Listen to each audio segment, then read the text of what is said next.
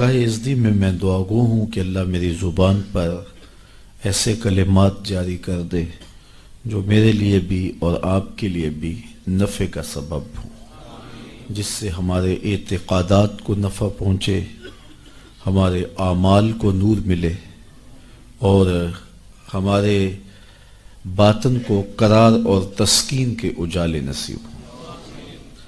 حضور کا ذکر کرنے اور سننے کے لیے ہم جمع ہوئے ہیں، اور یقیناً ہمارا اس مقصد کے لیے جمع ہونا اللہ اور اس کے رسول کی بارگاہ میں امید ہے کہ قبول ہوگا، چونکہ ایسی مجالس، ایسی محافل، ایسی خوبصورت مجالس نور بارگاہ ازدی میں مستجاب ہوتی۔ میں آپ کو ایک مجلس میں پہلے لیے چلتا ہوں جس کو منعقد ہونے کے لیے مسجد نبوی کا صحن میسر آیا، اور آج تو ہم جھولی پھیلا کے عرض کرتے ہیں، سنا ہے آپ ہر عاشق کے گھر تشریف لاتے ہیں، ہمارے گھر میں بھی ہو جائے چراغاں یا رسول اللہ۔ لیکن یہ وہ مجلس تھی کہ جس میں ایسا چراغاں ہوا کہ دنیا نے دیکھا۔ مجلس صحابہ بپا تھی، حضور حجرہ انور میں موجود تھے۔ صحابہ گفتگو اس عنوان سے کر رہے تھے کہ ہمیں حضور کی صورت میں انعام خداوندی ملا۔ یار جلسہ اچھا ہو جائے اور کوئی خطیب اچھا بیان کرے اور کوئی نعت پڑھنے والا خوبصورت انداز میں ثناخوانی کرے تو مہینوں تک اس کے تذکرے چلتے ہیں کہ یار ہمیں اچھا خطیب مل گیا، ہمارے جلسے کی کیسی رونق لگی، ہمیں اچھا نعت خواں مل گیا کہ کیسا رنگ بنا۔ تو پھر وہ کیوں نہ فخر کرتے ہوں گے جنہیں حضور ملے، ان کا عنوان کیوں نہیں یہ ہوگا اور ان کی گفتگو کا یہ موضوع کیوں نہیں ہوگا؟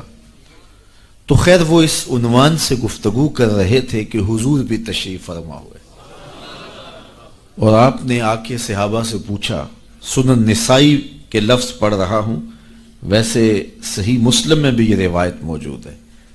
فرمایا ما اجلسکم، صحابہ تمہیں کس چیز نے بٹھایا ہے، کیوں بیٹھے ہو، تمہارے بیٹھنے کا مقصد کیا ہے، یہ جلسہ کیسا ہے؟ سادہ لفظوں میں اس کا یہ ترجمہ بھی کیا جا سکتا ہے ما اجلسکم، یہ جلسہ کیسا ہے؟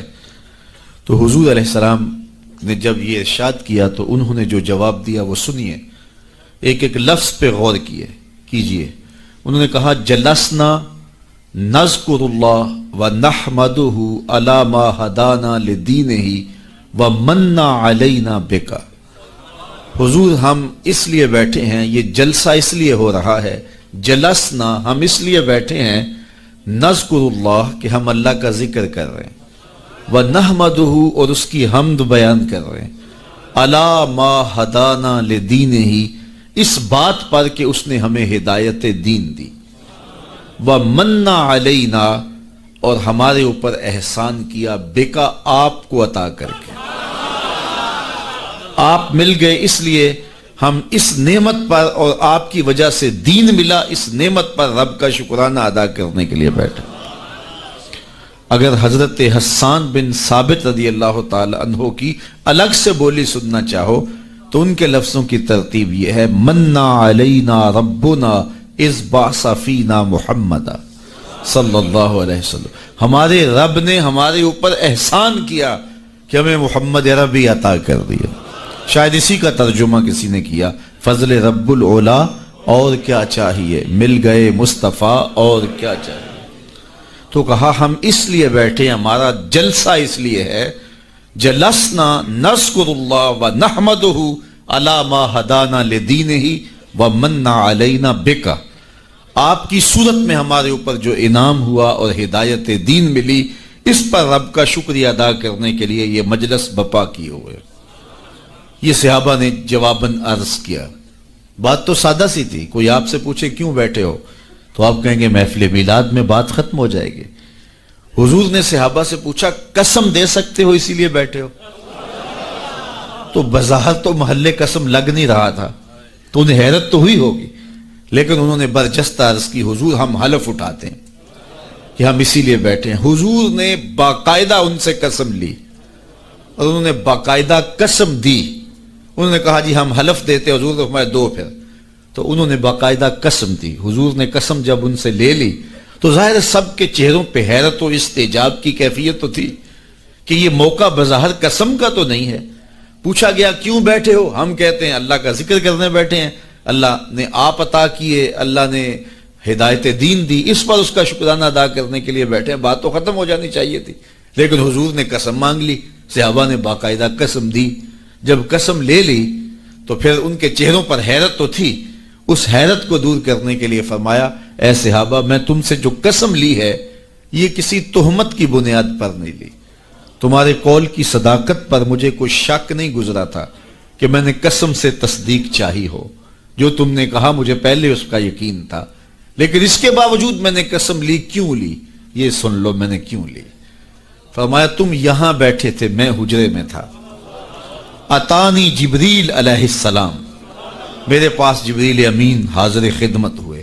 فاخبرنی ان اللہ یباہی بکم الملائکہ, تو مجھے جبریل نے خبر دی محبوب ذرا باہر تو نکل کے دیکھو, تمہارے صحابہ کے اس عمل پر اللہ فرشتوں میں ناز کر رہا ہے. اب صحابہ کا عمل کون سا تھا جس پہ رب بھی ناز کر رہا ہے؟ ملائے اعلیٰ میں ناز فرما رہا ہے فرشتوں میں کہ دیکھو میں نے نعمت دی تھی, کیسے شکر گزار نکلے کہ اب تک اس کا شکریہ ادا کر رہے ہیں. تو کہا تمہارے عمل پر اللہ فرشتوں میں ناز فرما رہا ہے. تو اللہ کی رحمتوں سے کوئی بعید نہیں کہ آج کی مجلس بھی قبول کر لی جائے اور اللہ فرشتوں سے فرمائے دیکھو صدیاں بیت گئیں اور یہ آج بھی بیٹھ کے اس نعمت کا شکریہ ادا کر رہے ہیں, اور ہو سکتا ہے یہ میری اور آپ کی بخشش کی ضمانت قرار پائے. اس لیے آپ یہاں آئے ہیں, بیٹھے ہیں, درود و سلام کے ماحول میں بیٹھے ہیں.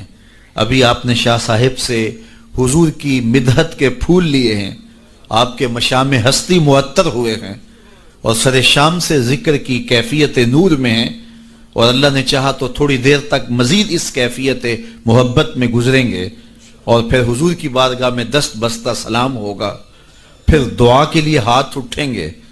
تو یہ کتنے حسین لمحے گزریں گے ہمارے, اور یہ کتنی خوش نصیب گھڑیاں ہیں جو ذکر رسول میں بسر ہو جائیں.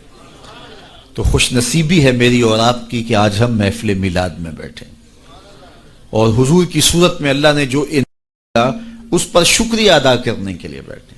اگرچہ حق کے شکر ادا نہیں ہو سکتا, ساری زندگی بھی حق کے شکر ادا کرنے کے لیے پیشانی سجدہ میں رکھ کر کے اللہ کی تسبیح بولتے رہیں, لیکن اس نعمت کا شکر پھر بھی ادا نہ ہو پائے. اتنا بڑا کرم حضور کی صورت میں ہمیں نصیب ہوا ہے. میں نے کتب میں پڑھا ہے 12 نبیوں نے آرزو کی ہے حضور کی امت میں ہونے کی. ہم نے تو کوئی آرزو بھی نہیں کی تھی, ہم نے تو کوئی تمنا بھی نہیں کی تھی. سوئے تھے بخت جاگ پڑے. ہمارے والد گرامی مسجد سے مولانا کو بلا لائے, انہوں نے کان میں آ کے کہا مبارک ہو تو حضور کا غلام بن کے آ رہا. تو یہ کتنی خوش نصیبی ہے ہماری. آرزویں کی گئی, تمنائیں کی گئی. انبیاء علیہم السلام نے ہاتھ پھیلا پھیلا کے اللہ کی بارگاہ میں دعائیں کی. نبی آنے والے کی خبر دیتے رہے. کسی نے کہا ربنا وابعث فیہم رسولا, مالک آنکھیں بوڑھی ہو گئیں اب بھیج بھی دے اسے. کوئی بولا مبشرم برسول یاتی من بعد اسمہ احمد, چلو میں تمہیں پتہ بھی بتا دیتا ہوں, نام بھی بتا دیتا ہوں, اس کا نام احمد ہوگا. یہ حضرت عیسیٰ علیہ السلام نے کہا. آپ نے کہا اس کا نام بھی بتا دیتا ہوں آنے والا جس کے لیے زمانہ منتظر ہے, وہ جس کے ذکر پر داؤد نے نغمہ سرائی کی, وہ جس کے نام پر شاہ سلیمان نے گدائی کی. دل یحییٰ میں رہ گئے ارماں جس کی زیارت کے, لب عیسیٰ پہ آئے واز جس کی شان رحمت کے, جو بن کے روشنی پھر دیدائے یعقوب میں آیا, جسے یوسف نے اپنے حسن کی نئے رنگ میں پایا. ندانم آ گلے خنداں چے رنگو بودارت, ندانم آ گلے خنداں چے رنگو بودارت, کہ مرغے ہر چمنے آرزوئے اودارت. ہر کوئی اسی کا منتظر ہے, کوئی کہیں منتظر ہے، کوئی کہیں منتظر ہے، نستورہ کہاں منتظر ہے، بحیرہ راہب کلی ڈال کے شام کے راستے میں بیٹھا ہوا ہے۔ اس نے مذہب کی کتابوں میں پڑھا تھا کسی دن اس نے یہاں سے گزرنا ہے، وہی کلی جو ہے وہ ڈال کے بیٹھ گیا۔ وظیفہ کیا پڑھتا ہے؟ روزانہ صبح چھت پہ چڑھ جاتا ہے اور حجاز کی جانب سے آنے والے قافلے دیکھتا رہتا ہے، اللہ اکبر، اور شام کو جب اندھیرے گہرے ہو جاتے ہیں اور کلی کے اندر آ کے سو جاتا ہے، یہی وظیفہ کرتا ہے۔ شب ہجر کی سختیاں کوئی اس سے جا کے پوچھے، شب ہجر کی سختیاں کوئی اس سے جا کے پوچھے، تیری راہ تکتے تکتے جسے صبح ہو گئی ہے۔ تو شام سویرے اس کا وظیفہ یہی ہے۔ پھر ایک دن وہ مقصود بھی آ گیا، اللہ اکبر۔ اس نے پہچانا کیسے کہ اس قافلے میں وہ ہیں؟ مشکات اٹھائیے اور کتب حدیث اٹھائیے، تاریخ کی کتب اٹھائیے، سیر کی کتب اٹھائیے۔ اس نے دیکھا کہ دائیں بائیں کے اشجار سجدہ ریز ہو رہے ہیں، تو وہ آج نیچے اتر آیا۔ تو اس کے جو ماننے والے تھے ان کو بڑی حیرت ہوئی، یہ تو شام سے پہلے نیچے نہیں اترتے، آج وظیفہ جلدی پورا کیسے ہو گیا؟ تو انہوں نے کہا جناب، کہا جلدی آج کھانا تیار کرو، یہ جو لشکر آ رہا ہے، یہ جو قافلہ آ رہا ہے، اس قافلے کی ہم نے دعوت کرنی ہے۔ اللہ اکبر، کھانا پکنے لگ گیا، اتنے میں قافلہ بھی آ پہنچا۔ تو قافلے والوں کو کہا گیا آج دوپہر کا کھانا آپ کا ہمارے پاس ہوگا۔ یہ قافلہ پہلے بھی یہاں سے گزرتا تھا، عرب تاجر جب شام جاتے تھے تو یہیں سے گزر کے جاتے تھے، اور اس کی کلی یہاں موجود تھی، اور یہ یہاں کبھی رکتے بھی تھے، لیکن کبھی اس نے پوچھا بھی نہیں تھا، التفات بھی نہیں کیا تھا۔ آج پہلا موقع ہے کہ کہا آج تمہاری دعوت ہے۔ انہیں بڑی حیرت بھی ہوئی اور خوشی بھی ہوئی، مسافر کو کھانا مل جائے تو پھر وہ تو بہت خوش ہوتا ہے، تو اسے خوشی بھی انہیں ہوئی اور پھر حیرت بھی ہوئی کہ یہ پہلے کبھی پوچھتا بھی نہیں تھا، آج کیا خاص وجہ ہے کہ ہماری دعوت کی جا رہی ہے؟ خیر، کہا ٹھیک ہے۔ جب کھانا تیار ہو گیا تو کہا آ جاؤ۔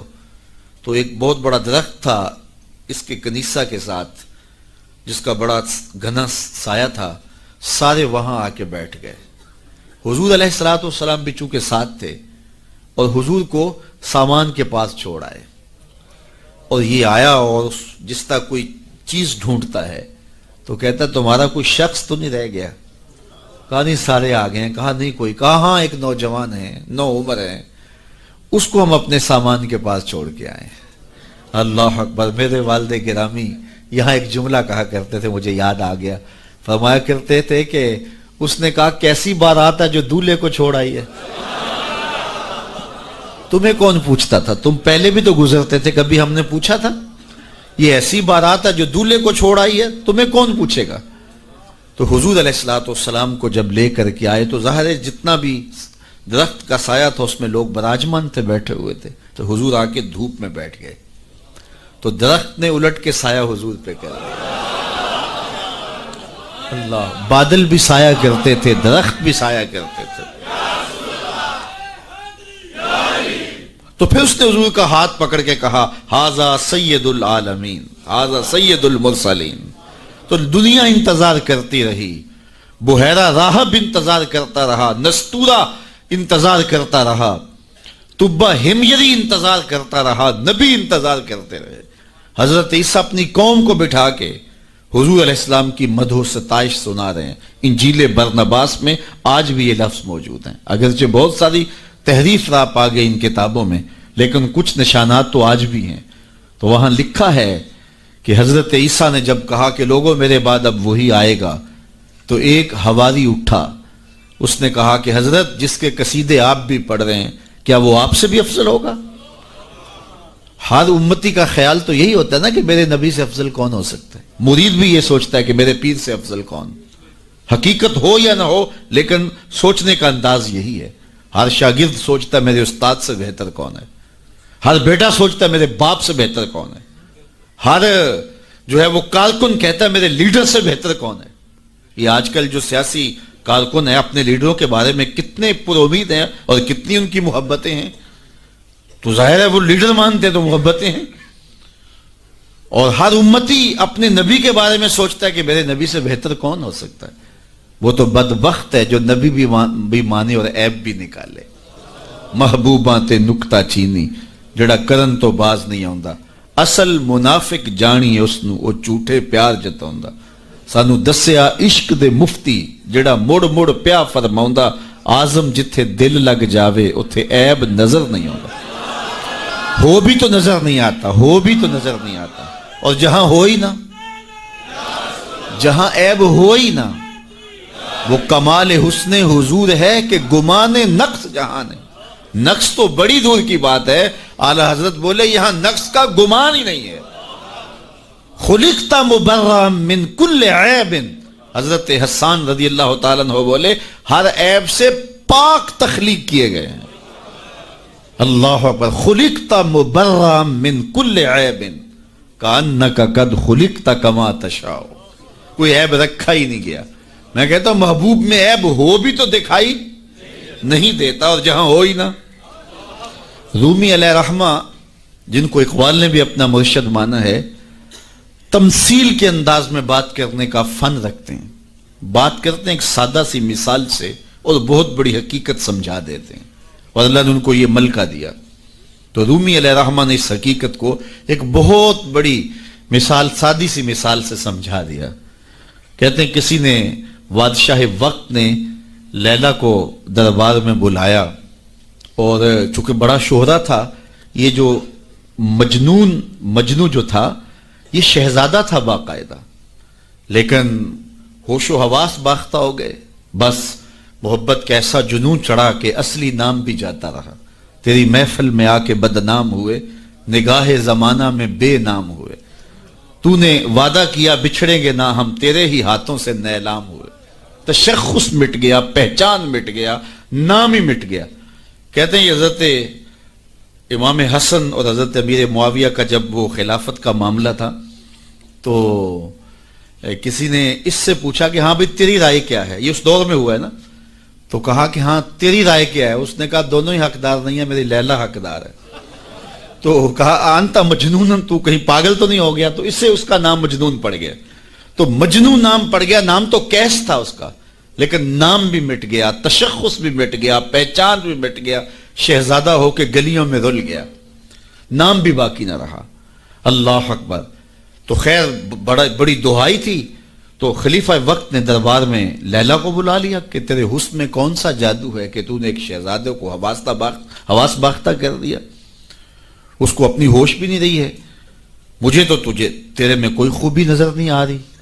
گفت لیلا را خلیفہ کاں توئی، کس تو مجنو شد پریشان و غوی، از دیگر خوباں تو افزون ایستی، باقی عورتوں سے تو کوئی انوکھی تو ہے نہیں، تیرے سے زیادہ حسین تو میری لونڈیاں ہیں۔ گفت خامش چوں تو مجنو نیستی، لیلا نے کہا بادشاہ چپ کر جا، تو کوئی مجنو تو نہیں، میں تمہیں خوبصورت نظر آؤں، تو کوئی مجنو ہے؟ دیدائے مجنو اگر بودے تو را، از دو عالم بے خطر بودے تو را، تیری آنکھ مجنو والی ہوتی پھر تو مجھے دیکھتا، تو ہوش دارو لیک مجنو بے خودست، در طریق عشق بیداری بدست، تو ہوش والا ہے اور مجنو ہوش کو چھٹی دے کے آیا، اور اس کوچے میں جو ہوش کی پونجی لے کر آئے اسے سودا نہیں ملتا۔ اللہ اکبر، یہاں ہوش گوا کے آنا پڑتا ہے، اس لیے تجھے میں کیسے خوبصورت دکھائی دوں؟ تو رومی سے نتیجہ نکالتے ہیں اگر لیلا کو دیکھنا ہو تو مجنو کی آنکھ چاہیے، اور اگر مصطفیٰ کو دیکھنا ہو تو ابو بکر کی آنکھ چاہیے، پھر جلوے انہی کے نظر آئیں گے۔ اور اقبال نے تو 2 قدم آگے جو ہے وہ بات کر دی۔ اقبال کہتا ہے مانائے حرفم کنی تحقیق اگر، بنگری با دیدائے صدیق اگر، قوت قلب و جگر گردد نبی، از خدا محبوب تر گردد نبی۔ اللہ اکبر، اقبال نے کتنی کمال کی بات کر دی۔ کہا کہ اگر میں تحقیقی بات کروں، معنی حرفم، اللہ اکبر، میں اگر اپنے معنی حرف کی تحقیق اور جستجو کے دائرے میں آ کے بات کروں اور پھر صدیق اکبر کی آنکھ سے دیکھوں، تو میں جدھر دیکھوں جلوے محبوب کے دکھائی دیں۔ اور اگلی بات کر دی، اور اس کی مجھے تشریح کرنی پڑے گی اگر جو ہے وہ اس کا میں ترجمہ کروں، از خدا محبوب تر گردد نبی۔ اقبال کہتے ہیں کہ خدا سے بھی نبی محبوب لگنے لگ جاتے ہیں، تو اس کا کیا معنی ہے؟ تو اس پر بہت کچھ کہا جا سکتا ہے، لیکن سادہ اس کا مفہوم یہ ہے کہ خدا کی چوکھٹ تک رسائی نصیب ہوتی ہے تو پھر بھی شکریہ نبی کا ادا کرنا پڑتا کہ آپ نہ ہوتے تو یہ در بھی نہ ملتا، یہ دہلیز ملی تو آپ کی وجہ سے ملی نا۔ اسی لیے سجدہ کر کے، رکوع کر کے، قیام کر کے، سب کچھ کرنے کے بعد پھر ہاتھ باندھ کے کہا السلام علیکہ ایھا النبی، اے محبوب تمہارے اوپر سلام ہو جس نے مالک کی دہلیز دکھائی، جنہوں نے مالک کی چوکھٹ دکھلائی، ورنہ آج بھی اندھیروں میں بھٹک رہے ہوتے اگر آپ تشریف فرمانا ہوتے۔ نہ خرد کی روشنی تھی، نہ نظر کی، نہ جنوں کی آگ ہی تھی، تیری رہبری سے پہلے یہ جہاں جہاں نہیں۔ تو زندگی کا حسن ملتا کیسے؟ ہمیں خدا تک آشنائی ملی ہے حضور کے صدقے سے۔ اللہ اکبر، فیض پہنچا اے رضا احمد پاک کا، اعلی حضرت بولے فیض پہنچا اے رضا احمد پاک کا، ورنہ ہم کیا جانتے خدا کون ہے۔ پہچان ہوتی، انسان کی نظر تو دیکھ کے مانتی ہے نا، دیکھ کے، چھو کے، پکڑ کے، سن کے، اور ایسی ذات کو مان لیا جو دیکھی بھی نہیں جا سکتی، جس کو سنا بھی نہیں گیا، جس کو چکھا بھی نہیں جا سکتا، جس کو چھوا بھی نہیں جا سکتا، اچھا جس کو سوچا بھی نہیں جا سکتا۔ تو دل میں تو آتا ہے سمجھ میں نہیں آتا، میں جان گیا بس تیری پہچان یہی۔ ایک ایسی ذات پر کہ جو فہم و ادراک کی حدود سے بھی بڑا ہو، عقل و خرد سے بھی بالا ہو، سمجھ سے بھی اونچی ہو، اور کوئی مثل بھی نہ دی جا سکے، مثال بھی نہ دی جا سکے۔ کوئی مثل ہو تو مثال دیں، لیسا کمثلہ ہی شیء، اس کی مثل تو کوئی چیز ہی نہیں ہے، تو کیسے مثال دیں؟ تو پھر سمجھیں کیسے؟ سمجھ سے بھی بڑا ہے۔ بلکہ علم کلام کے لوگوں نے کہا جو چیز سمجھ میں آ جائے اس کی بھی نفی کر دو وہ خدا نہیں ہو سکتا، سمجھ سے بھی بڑا ہے، پھر مان کیسے لیں؟ اللہ اکبر، انسان کی تو عادت ہے کہ وہ دیکھ کے مانتا ہے۔ قوم موسیٰ نے کہا نا لَن نُؤْمِنَ لَكَ حَتَّى نَرَى اللَّهَ جَهْرًا، ہم دیکھیں گے تو مانیں گے، دیکھیں گے تو نہیں مانیں گے۔ تو انسان کی عادت، اقبال نے بھی کہا خو گرے پیکرے محسوس تھی انسان کی نظر، بن دیکھے خدا کو پھر کوئی مانتا کیوں کر۔ انسان کی نظر محسوسات کی عادی ہے، دیکھتا ہے تو پھر مانتا ہے۔ اور میں اور آپ تو 1400 صدیوں کے فاصلے پہ ہیں نا، اور کتنے گناہگار بھی ہیں، لیکن رمضان کا مہینہ ہوتا ہے، کڑکتی گرمی ہوتی ہے، شدت کی پیاس، زبان کانٹا، ہونٹ خشک اور حلق بھی خشک، ٹھنڈا پانی دستیاب، دروازہ بند، کوئی دیکھنے والا نہیں ہے، لیکن وضو بھی احتیاط سے کرتے ہیں، کوئی حلق سے نیچے قطرہ ٹپک نہ جائے، کیوں میرا اللہ دیکھ رہا ہے۔ ایسی ذات پر اتنا پختہ یقین، اور اتنی صدیوں کے فاصلے پہ کھڑے ہیں پھر بھی اتنا پختہ یقین۔ یہ پختہ یقین ملا کیسے؟ محمد عربی کی چوکھٹ سے ملا ہے۔ اگر وہ نہ ہوتے تو کیسے اس ذات کو ہم مان لیتے؟ ہم وہاں تک پہنچتے کیسے؟ اللہ کے محبوب علیہ السلام ایک دن مدینے سے گزر رہے تھے، تو ایک شخص جس کا نام تھا سوا، تو وہ گھوڑا لیے جا رہا تھا، حضور کو پسند آ گیا، اس سے کہا کہ یہ بیچتے ہو؟ اس نے کہا بیچتا ہوں۔ کتنے کا؟ اتنے کا۔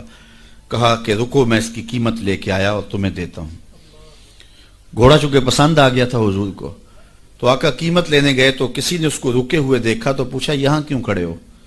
اس نے کہا مسلمانوں کے نبی سے اس گھوڑے کا سودا ہو گیا ہے تو وہ قیمت لینے گئے ہیں۔ اس نے کہا مجھے زیادہ پیسوں سے دے دو، تو اس نے کہا میں تو یار سودا کر چکا ہوں۔ اس نے کہا کہ کوئی گواہ تھا؟ کہا نہیں۔ کہا مکر جانا۔ اس کو پیسوں کی لالچ آ گئی، اس نے کہا ٹھیک ہے حضور، اتنے میں قیمت لے کے پہنچ گئے۔ تو اس نے کہا میں نے تو آپ سے سودا کوئی نہیں کیا۔ حضور نے کہا ابھی تو سودا ہوا ہے۔ وہ کہنے لگا میں نے سودا کوئی نہیں کیا۔ لوگ بھی اکٹھے ہونے لگے، ہجوم بن گیا۔ اب حضور کہے میں نے گھوڑا خریدا ہے، وہ کہے میں نے بیچا نہیں۔ اب جب لوگوں کا ہجوم بنا تو لوگوں کے ہجوم کا بھی ایک پریشر ہوتا ہے۔ تو اس نے کہا کہ اگر بات لوگوں پہ چلی گئی تو صادق بھی یہ ہیں، امین بھی یہ ہیں، تو لوگ تو انہیں سچا کہیں گے۔ اس نے کہا اچھا مجھے یہ بتائیں کہ جب دو آدمیوں کے مابین یوں نزاع بن جائے تو اس میں تسویہ کی صورت کیا ہوتی ہے آپ کی شریعت میں؟ تو حضور نے فرمایا میری شریعت تو کہتی ہے کہ جو مدعی ہے وہ گواہ لائے، والیمین علی من انکر، جو انکار کرتا ہے وہ قسم دے دے۔ اس نے کہا پھر ٹھیک ہے، آپ کا دعویٰ ہے کہ آپ نے گھوڑا خریدا ہے تو پھر آپ گواہ دیں، اور اگر آپ کے پاس گواہ نہیں ہے تو پھر میں قسم دے دیتا ہوں۔ جھوٹ اس نے پہلے بول لیا تھا، قسم دینا اس کے لیے مشکل نہیں تھا، اس کو یہ بھی پتا تھا گواہ کوئی نہیں۔ تو اس نے کہا جناب آپ گواہ لے آئیں، آپ گواہ پیش کر دیں تو میں گھوڑا دے دیتا ہوں جس قیمت پہ آپ بتا رہے ہیں، اور اگر آپ کے پاس گواہ نہیں ہے تو پھر میں قسم دے دیتا ہوں۔ اب بھری بزم تھی، لوگوں کا ہجوم تھا، اور اس نے ایک ایسی بات کی قبل اس سے کہ کچھ دیر گزرتی حضرت حذیفہ رضی اللہ تعالی عنہ، حذیفہ بن یمان الانصاری رضی اللہ تعالی عنہ آگے بڑھے اور کہا کہ گواہی مانگتا ہے؟ اس نے کہا جی میں گواہی مانگتا ہوں۔ تو کہا میں گواہی دیتا ہوں، جتنے میں حضور نے بتایا اتنے میں سودا ہوا ہے اور حضور نے گھوڑا خریدا ہے۔ اس نے کہا جی ٹھیک ہے، مجھے پیسے مل گئے اور ٹھیک ہے، میرا مطالبہ پورا ہو گیا، گواہی چاہیے تھی، درکار تھی گواہی مل گئی۔ تو اس نے گھوڑا دے دیا اور قیمت اس نے لے لی۔ قیمت اس نے اپنی مرضی کی گھوڑے کے مطابق ہی لی تھی، وہ تو زیادہ پیسوں کے لالچ میں مکرا تھا۔ تو خیر اس کو راستہ نکلنے کا مل گیا، تو اس نے کہا جی ٹھیک ہے جی، گھوڑا اس نے حضور کو دے دیا اور قیمت اس نے خود لے لی۔ تو حضور علیہ السلام جب چلنے لگے، لوگ ہٹنے لگے، تو حضور نے حضرت حذیفہ رضی اللہ تعالیٰ عنہ کو اشارے سے قریب کیا اور کہا کہ تم نے گواہی دی، تم تو موقع پہ موجود ہی نہیں تھے، تو تم نے گواہی کیسے دی؟ تو حضرت حذیفہ رضی اللہ تعالیٰ عنہ نے کہا حضور گھوڑا کیا ہے، آپ کے کہنے پہ تو ہم نے رب کی گواہی دے دی، ہم نے رب کو دیکھا تھا، آپ نے کہا نہ ہے تو ہم نے مان لیا، تو یہ گھوڑا کیا ہوتا ہے؟ تو حضور نے آپ حضرت حذیفہ کا ہاتھ پکڑ کے فضا میں بلند کیا اور لوگوں کو کہا جانے والوں رک جاؤ۔ لوگ ٹھہر گئے، کہا کسی عدالت کو کچہری میں گواہ کی ضرورت ہو تو میری شریعت 2 گواہ مانگتی ہے، لیکن جہاں میرا خزیمہ ہوگا، ہاں حذیفہ نہیں، خزیمہ بن ثابت انصاری رضی اللہ عنہ، جہاں میرا خزیمہ ہوگا وہاں ایک ہی گواہی 2 کے قائم مقام ہوگا۔ فیض پہنچا اے رضا احمد پاک کا، ورنہ ہم کیا جانتے خدا کون ہے۔ میں اگر خدا سے ملنا چاہوں تو مجھے بتاؤ نہ کہ میں کدھر جاؤں، شرق کو جاؤں، غرب کو جاؤں، شمال کو جاؤں، جنوب کو جاؤں، نیچے سوراخ کروں، اوپر سیڑھی لگاؤں، کدھر جاؤں؟ میں آپ سے ملنا چاہتا ہوں تو میں شرق کی جانب سفر کروں گا، آپ مجھ سے ملنا چاہتے ہیں تو غرب کی جانب دوڑیں گے، لیکن میں خدا سے ملنا چاہتا ہوں، وہ تو جہتوں سے پاک ہے، وہ تو سمتوں سے پاک ہے، تو اس کو ملنا چاہوں تو بتاؤ کدھر جاؤں؟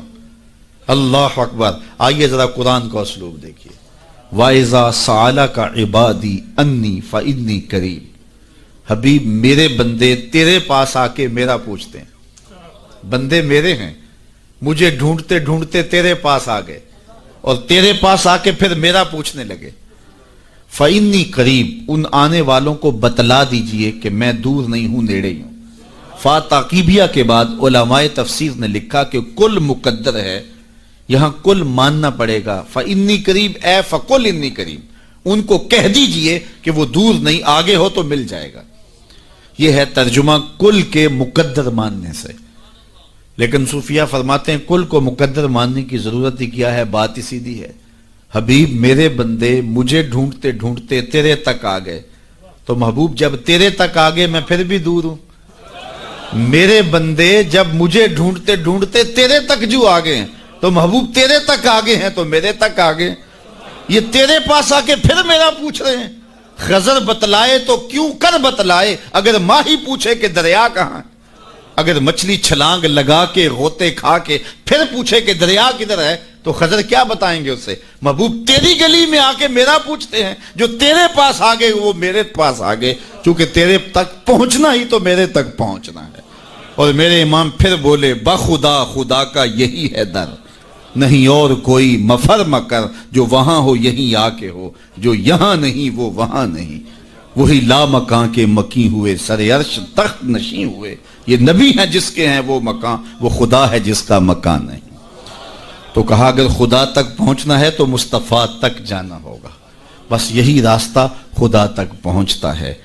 اللہ اکبر۔ تو حضرت عیسیٰ علیہ السلام نے فرمایا لوگوں میں جا رہا ہوں اور میرے بعد اب وہی آئے گا جس کا نام احمد ہوگا۔ تو ایک حواری اٹھ کے کھڑا ہو گیا اور کہنے لگا کہ حضرت جس کے قصیدے آپ بھی پڑھ رہے ہیں کیا وہ آپ سے بھی افضل ہوگا؟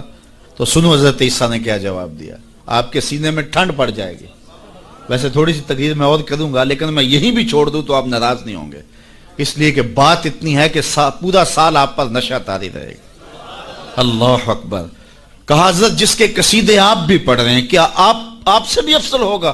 تو تو سنو حضرت عیسیٰ نے کیا جواب دیا. انجیل برنباس میں آج بھی یہ لفظ موجود ہیں. تو حضرت عیسیٰ علیہ السلام نے کہا افضل ہونے کی بات کرتے ہو، وہ تو اتنی عظمتوں کا حامل ہے، اگر اس کے نالین کے تسمے کھولنے کی سعادت ابن مریم کو مل جائے تو یہ بھی مقدر کی بات ہے، یہ بھی بخت کی بات ہے کہ ان کے نالین کے تسمے کھولنے کی سعادت مل جائے. تو دنیا منتظر رہی، زمانہ انتظار کرتا رہا.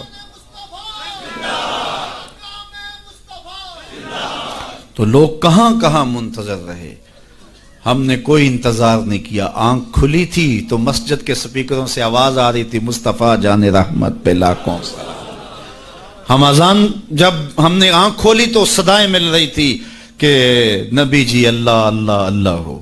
تو ہم کتنے خوش نصیب ہیں، کتنے بخت والے ہیں کہ ہمیں آغوش مادر میں حضور کا نام مل گیا، کوئی انتظار ہی نہیں کرا. اقبال کتنے فخر سے کہا کرتے تھے نام تو از پدر آموختم. حضور آپ کا نام میں نے اپنے باپ سے سنا تھا، آپ کا نام میں نے اپنے باپ سے سنا تھا، آپ کے درود کی لوری اپنی ماں سے سنی تھی، اپنی بہن سے حضور کا پیار سنا.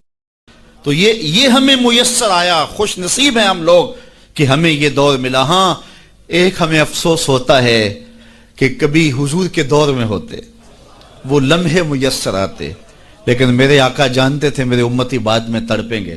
حضور نے جو ہے وہ ہمیں آنے والوں کو تسلی دیتے ہوئے اتنی خوبصورت بات کی. ایک دن صحابہ بیٹھے تھے، فرمایا طوبی لمن رآنی وآمن بی وطوبی سبع مرات من لم یرانی وآمن بی. فرمایا صحابہ تمہیں مبارک ہو، تم نے مجھے دیکھا اور میرے اوپر ایمان لائے. اور فرمایا انہیں 7 مبارکیں ہوں جنہوں نے نہیں دیکھا ہوگا پھر بھی ایمان لائیں گے.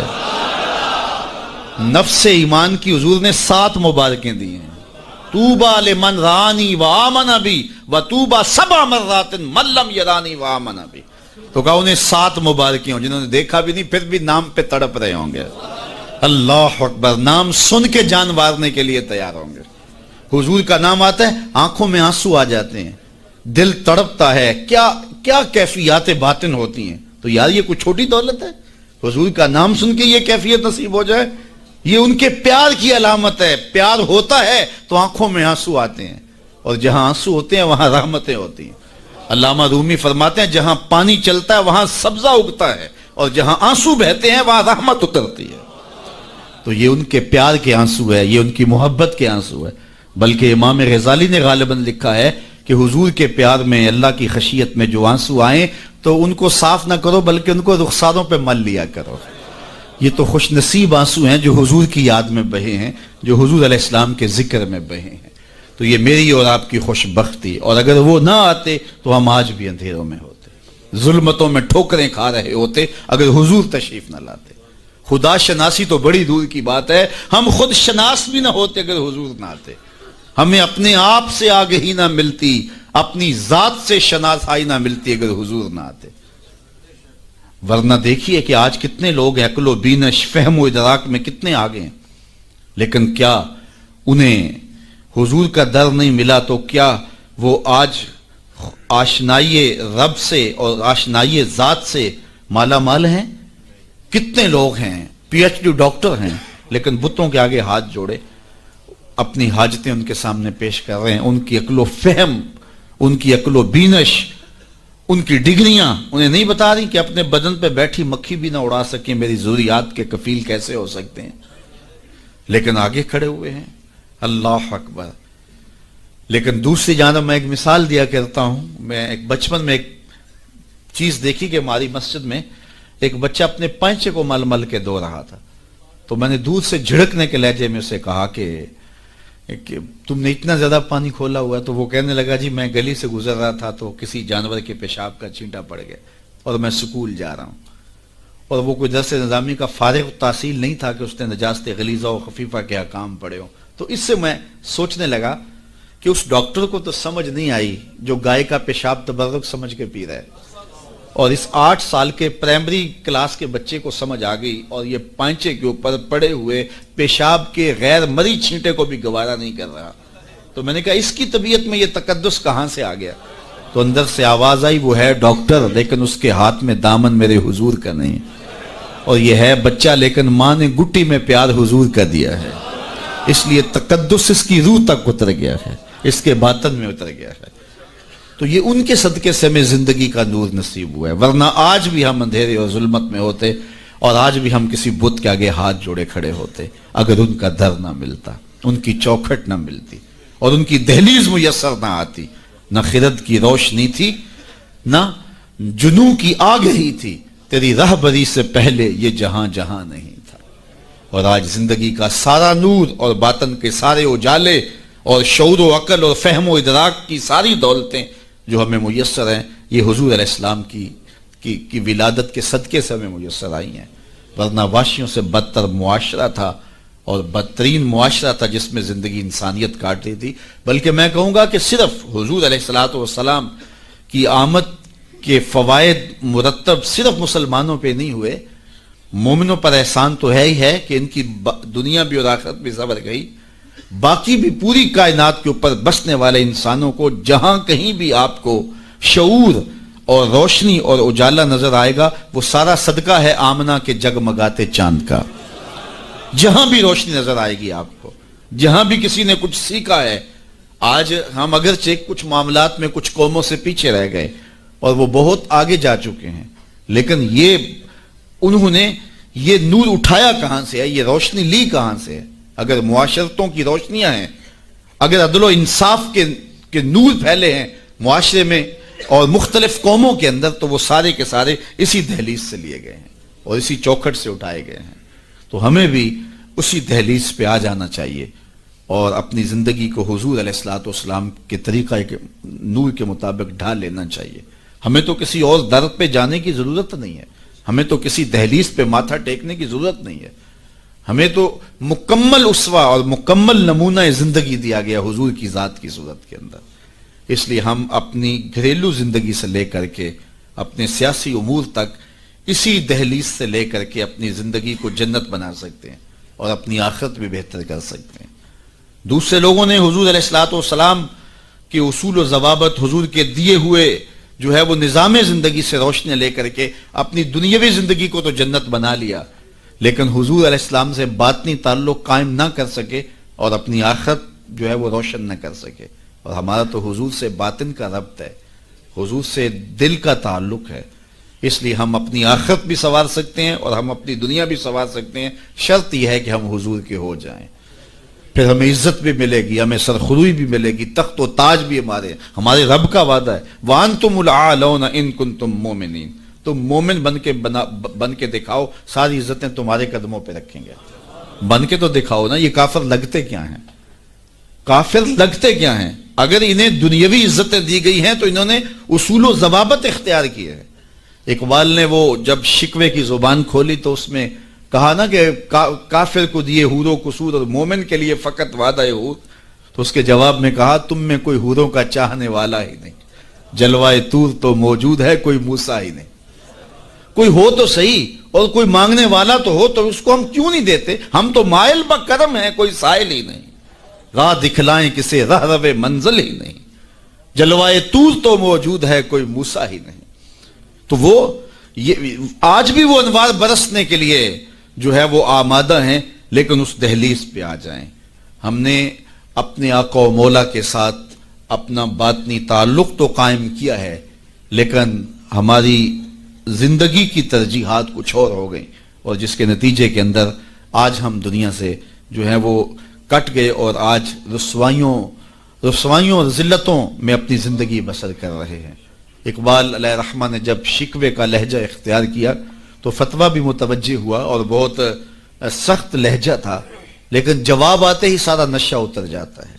جب وہ شکوہ کرتے ہیں تو اس میں کرتے ہیں کہ تیرے کعبے کو جبینوں سے بسایا ہم نے، نوع انسانی کو غلامی سے چھڑایا ہم نے، صفائے دہر سے باطل کو مٹایا ہم نے، تیرے قرآن کو سینوں سے لگایا ہم نے، پھر بھی ہم سے گلہ ہے کہ وفادار نہیں، ہم وفادار نہیں تو بھی تو دلدار نہیں. تو بڑا تلخ لہجہ ہے، لیکن اب اس کا جب جواب آتا ہے تو سارا نشہ اترتا ہے. لفظ وہی ہیں، صرف صیغہ بدلتا ہے. لفظ وہی رہتے ہیں، صرف صیغہ تبدیل ہو جاتا ہے. اب جواب کیا آ رہا ہے؟ پہلے تو یہ تھا کہ صفائے دہر سے باطل کو مٹایا ہم نے، نوع انسانی کو غلامی سے چھڑایا ہم نے. اب ادھر سے آواز آ رہی ہے، صفائے دہر سے باطل کو مٹایا کس نے، نوع انسانی کو غلامی سے چھڑایا کس نے، میرے کعبے کو جبینوں سے بسایا کس نے، میرے قرآن کو سینوں سے لگایا کس نے، تھے تو آبا وہ تمہارے ہی مگر تم کیا ہو، ہاتھ پہ ہاتھ دھرے منتظر فردا ہو، ہر کوئی مستے مئے ذوق تن آسانی ہے، تم مسلمان ہو یہ انداز مسلمانی ہے، حیدری فقر ہے نئے دولت عثمانی ہے، تم کو اسلاف سے کیا نسبت روحانی ہے، وہ معزز تھے زمانے میں مسلمان ہو کر، تم خار ہوئے تارک قرآن ہو کر۔ ہماری پستی، ہماری ذلت، ہماری رسوائی اس نظام زندگی کو چھوڑ دینے سے ہے۔ ہم اپنے آپ پہ غور کریں، اپنی زندگی پہ غور کریں، ہم کہاں کھڑے ہوئے ہیں۔ یہ بات تو ہمیں کہی گئی تھی نا کہ جو الطہور نصف الایمان، صفائی آدھا ایمان ہے، لیکن یہ ان لوگوں نے اپنا لیا کہ جن کے مذہب میں نہانا اور غسل کرنا روا نہیں تھا۔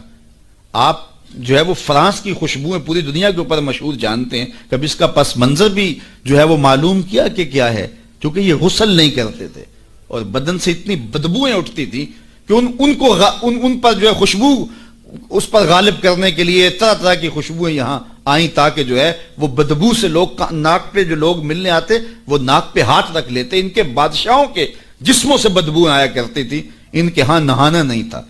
یہ تو مسلمانوں نے آ کے سکھایا، اور جب اندلس انہوں نے فتح کیا تو اس وقت جو وہاں واشروم انہوں نے بنائے تھے مسلمان، سب سے پہلے انہوں نے غالب آ کے ان کو توڑا اور پھر اسی روش میں چلے گئے۔ پھر آہستہ آہستہ انہوں نے سوچا کہ یار دیکھو تو صحیح، اور آج صفائی پسند وہ ہو گئے، آج گلیاں ان کی صاف ہیں، آج بازار ان کے صاف ہیں، آج ملک انہوں نے ایسے بنا کے رکھے ہیں جیسے ایک سگڑ بی بی اپنا گھر سنوار کے رکھتی ہے، اور ہمارے گلی کے اندر ہم کچرا پھینک کے گھر چلے جاتے ہیں۔ میں بعض قد گزرتا ہوں، چونکہ تنگ گلیوں میں بھی جاتا ہوں، بازاروں میں بھی جاتا ہوں، پیدل بھی جاتا ہوں اور سواریوں پہ بھی جاتا ہوں، آپ بھی یہ منظر دیکھتے ہیں کہ 6 فٹ کی گلی ہوتی ہے تو دونوں جانب نالیاں ہو رہی ہوتی ہیں، تو درمیان میں صرف 3 فٹ جگہ ہوتی ہے۔ میاں ایک سائڈ نالی بنا لو، چلو گلی کشادہ ہو جائے، لیکن ادھر والے نہیں مانتے کہ ہماری جانب نالی ہو، وہ کہتے ہیں ادھر نہیں مانتے، چلو فیصلہ کیا کہ دونوں جانب نالیاں ہوں۔ جب قوم کا مزاج یہ ہوگا تو کیا قوم ترقی کرے گی جو اتنی قربانی بھی نہیں دے سکتی؟ تو اب گندگی کے ڈھیر جگہ جگہ پڑے ہوئے ہیں۔ حکومت کو چھوڑیں آپ، حکومت کی ترجیحات، حکومت کی دلچسپیاں، ان کے معاملے، وہ تو جو کرتے ہیں، جو فریضہ ہمارا تھا ہم نے وہ نبھایا، ہم نے اس فریضے کو پورا کیا۔ تو ہم اپنے رویوں پہ غور کریں، ہمارے آقا نے ہمیں کتنا ستھرا دین دیا تھا، کتنا پیارا دین دیا تھا۔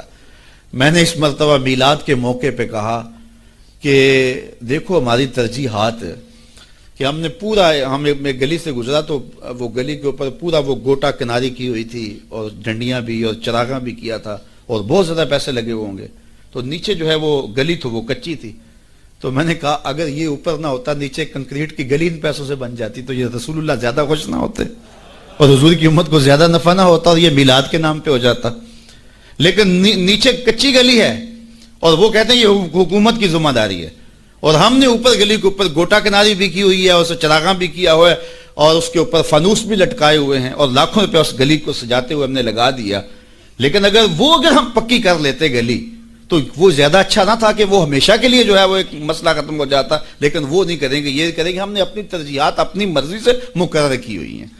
تو میرے رسول صلی اللہ علیہ وسلم نے جو ہمیں دین دیا ہے اس دین کو اختیار، اس کا یہ مطلب نہ لیا جائے کہ میں میلاد کے چراغاں کا مخالف ہوں۔ آج کل تو یہ بھی بڑا ڈر لگا رہتا ہے کہ فتوے ایک دم جو ہے وہ متوجہ ہو جاتے ہیں اور کافر سے نیچے تو چھوڑتے ہی نہیں نا، لیکن یہ دکھڑے ہیں ہمارے۔ میں کہتا ہوں گلیاں سجاتے ہو دل ویران نہ رہے، میں کہتا ہوں چراغاں کرتے ہو مکانوں کی چھتوں پہ کرو، میں اس کا انکار نہیں کرتا، لیکن دل کی گلیوں میں اندھیرا نہ رہے۔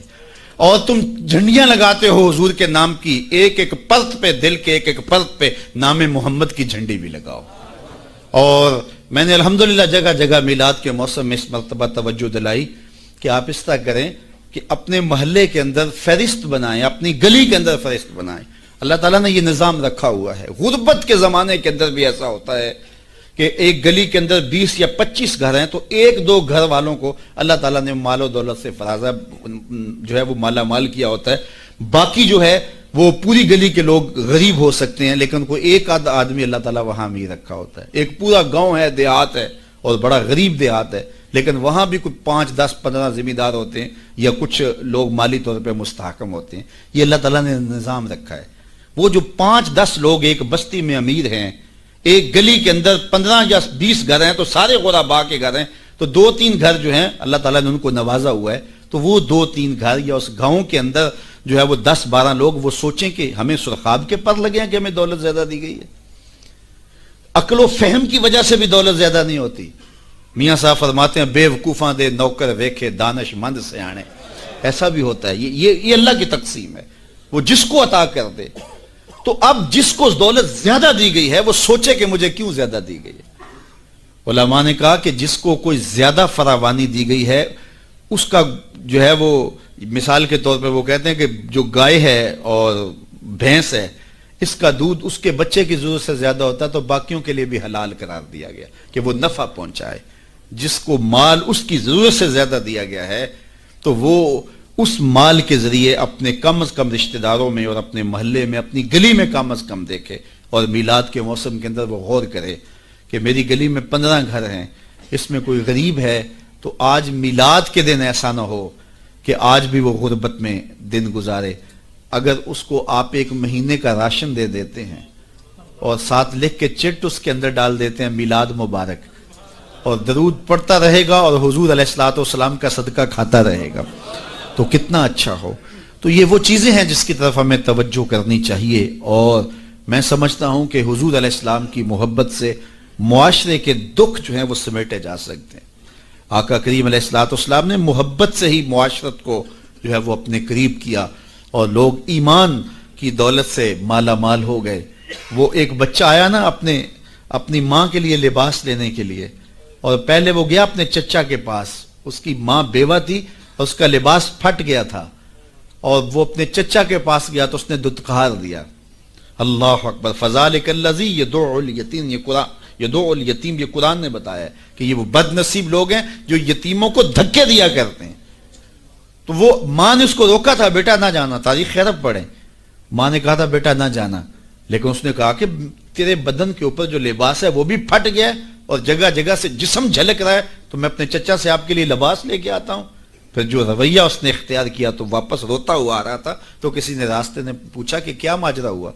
اس نے کہا چچا کے پاس گیا تھا ماں کے لیے لباس لینے، اس نے تو لا کے بھیج دیا. اللہ اکبر.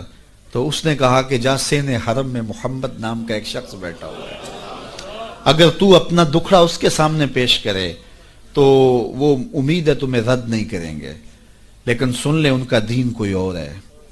اللہ اکبر. اپنے ماں کے پاس آیا تو ماں کو کہا کہ چچا نے تو لا کے بھیج دیا لیکن آپ کی حالت مجھ سے دیکھی نہیں جا رہی. بچہ ابھی شعور کی منزلوں میں قدم رکھ رہا تھا، پہلے بہت چھوٹا تھا، اب اس کے اندر ایک جذبات تھے بچے کے اندر. تو ماں نے کہا کہ بیٹا نہیں ان کے پاس نہیں جانا، سنا ہے کہ وہ جو ان سے ملے دین دھرم چھین لیتے ہیں اس کا. اللہ اکبر.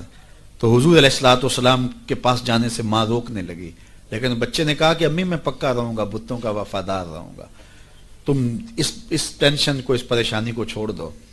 اور حضور کی خدمت میں حاضر ہوا. حضور صحن حرم میں چادر اوڑے بیٹھے ہوئے تھے اور جا کے کہنے لگا میں پہلے بات آپ سے کر لیتا ہوں، آپ کا دین میں نے قبول نہیں کرنا. حضور مسکرا کے بولے بیٹا بتاؤ کس لیے آئے ہو؟ کہا میری ماں بے لباس ہے، میں آپ سے لباس لینے آیا. حضور نے چادر رحمت اتار کے اس کے کندھوں پہ ڈالی. اللہ اکبر. وہ واپس آ گیا اور ماں پر حضور کی چادر اڑائی. اللہ اکبر. اور ماں نے کہا کہ بیٹے اس نے اپنا دین تو نہیں تجھے دیا؟ کہا نہ میں نے پہلے کہہ دیا تھا تیرے دین نہیں مانوں گا. ماں کہنے لگی پتر اس کا دین ماننا چاہیے، یہ جس نے رحمت کی چادر ہمارے سر پہ تان دی. اللہ اکبر. تیری تک کے ادامہ میں مرید ہو گئے. اس بوڑھی عورت کا قصہ بھی آپ نہیں بھول سکتے جو گھر کا سامان باندھ کے اپنے دروازے پہ بیٹھی ہوئی تھی اور اس نے سنا تھا مکے میں ایک جادوگر آیا ہے جسے ملتا ہے اس کا دین چھین لیتا ہے. اس نے سوچا ساری زندگی لات منات حبل عزا ان کے ساتھ وفا کی ہے، یعوق اور نصر کے قصیدے پڑھے ہیں، تو اب آخری زندگی میں کیا میں ود اور سوا کو چھوڑ دوں گی، میں یعوس اور نصر کو چھوڑ دوں گی، میں لات اور منات کو چھوڑ دوں گی. کہا کہ کہیں ایسا نہ ہو کہ کہیں اس سے ملاقات ہو جائے اور وہ دین ہی میرا چھین لے، مجھے شہر چھوڑ دینا چاہیے. گھر کے تھڑے کے اوپر سامان باندھ کے بیٹھی ہے. حضور بھی گزرے اس نے دیکھا تو کہا بھتیجے یہ سامان میرے سر پہ رکھ دے. حضور نے سامان اٹھایا, دیکھا تو بوجھل تھا, وزنی تھا, اور بڑھیا کو دیکھا تو کمزور تھی. تو کہا کہ بڑھیا اگر چاہو تو جہاں چاہتی ہو میں خود نہ چھوڑا. اس نے کہا اس سے بڑی مہربانی کیا ہوگی, میں تو لاولد ہوں, میری تو اولاد نہیں ہے, تو میں شہر چھوڑ کے جا رہی ہوں. راستے میں حضور نے سامان اٹھایا ہوا ہے اور بڑھیا سے باتیں بھی کرتے جا رہے ہیں. تو بڑھیا کو کہا کیوں جا رہی ہے؟ اس نے کہا کہ سنا ہے یہاں ایک جادوگر ہے جو لوگوں کا دھرم لوٹ لیتا ہے, لوگوں کا دین لوٹ لیتا ہے. میں نے ساری زندگی بتوں سے وفا کی ہے, میرے آبا و اجداد نے بتوں سے وفا کی ہے, میں چاہتی ہوں دین اجداد ہاتھ سے چھوٹ نہ جائے. آخر اس شہر میں رہتی ہوں کہیں مل نہ جائے, تو میں چاہتی ہوں کہ میں شہر چھوڑ جاؤں, زندگی کی چند سانسیں باقی ہیں, میں وفا کے ساتھ تو گزاروں. غالب نے کہا تھا نا وفاداری بشرط استواری اصل ایمان ہے. اس پہ اختلاف بھی کیا جا سکتا ہے. مرے کعبے میں تو بت خانے میں گاڑو برہمن کو. وہ کہتا ہے چاہے بت سے وفاداری ہو, وفاداری تو ہو. تو اس نے کہا میں تو وفاداری کرنا چاہتی ہوں اپنے بتوں سے, اور میں شہر چھوڑ کے مکہ جا رہا ہوں. جانتی ہوں ام القریٰ ہے, بستیوں کی ماں ہے. اس شہر کو شہر جمال کہتے ہیں, شہر خوباں ہے, لیکن میں اس شہر کو چھوڑ کے جا رہی ہوں.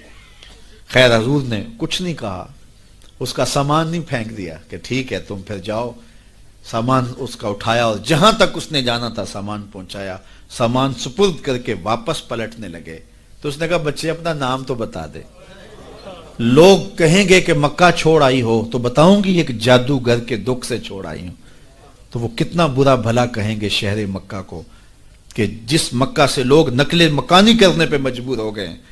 تو میں انہیں یہ بھی بتاؤں گی کہ جس مکے میں جادوگر رہتا ہے اتنا اچھا نوجوان بھی رہتا ہے, تو تیرا نام لیا کروں گی, تیرے قصیدے پڑھا کروں گے. تو حضور علیہ السلام مسکرا پڑے, کہا بڑھیا جس جادوگر سے بھاگ کے آئی ہے وہ تیرے سامنے کھڑا ہے. اس نے کہا سچ سے آپ ہی محمد ہیں؟ حضور نے فرمایا نام میرا یہی ہے. تو اس نے کہا پھر آپ کا جادو میرے پہ چل گیا ہے. اللہ اکبر, تیری تک کے ادامہ میں مرید ہو گئی. لوگوں کی خدمت کریں, بوڑھوں کے کام آئیں, دکھیوں کے کام آئیں, مصیبت زدہ کے کام آئیں.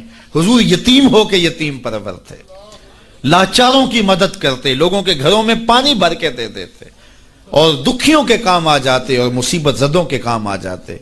تو حضور سے پیار کرنے والوں, امت میں آپس میں حسد نہ پھیلاؤ, بغض نہ کرو, نفرتوں کے پہاڑ اکٹھے جو کھڑے نہ کرو, ایک دوسرے سے پیار کرو, جڑو, امت وحدہ بنے, اور اپنے ماحول کو, اپنی معاشرت کو ایک خوبصورت معاشرت کا رنگ دو, اور اپنی زندگی کو حضور کے نام کر دو. حضور کی محبت تو انسانوں کو جوڑتی ہے, حضور علیہ السلام کی محبت تو انسانوں کو یکجا کرتی ہے. جس طرح ایک باپ کے بیٹے ہوتے ہیں اور آپس میں پیار کرتے ہیں, اور ان کی سانج باپ ہوتا ہے, ساری امت کی سانج آمنہ کے لال ہیں. تو حضور کی وجہ سے ہم جڑے ہوئے ہیں, حضور کے نام پہ ہم اکٹھے ہوئے ہیں. تو اپنی زندگیوں کے اندر عملی تبدیلی پیدا کریں. آقا کریم کی اسوہ نور کو دیکھیں, کتنا میٹھا اسوہ تھا میرے حضور کا, کتنی میٹھی زندگی گزار کے گئے ہیں, کتنا پیارا دور حضور نے گزارا ہے, اور وہ ہمارے لیے مکمل, اکمل اور خوبصورت نمونہ ہے حضور کی حیات طیبہ.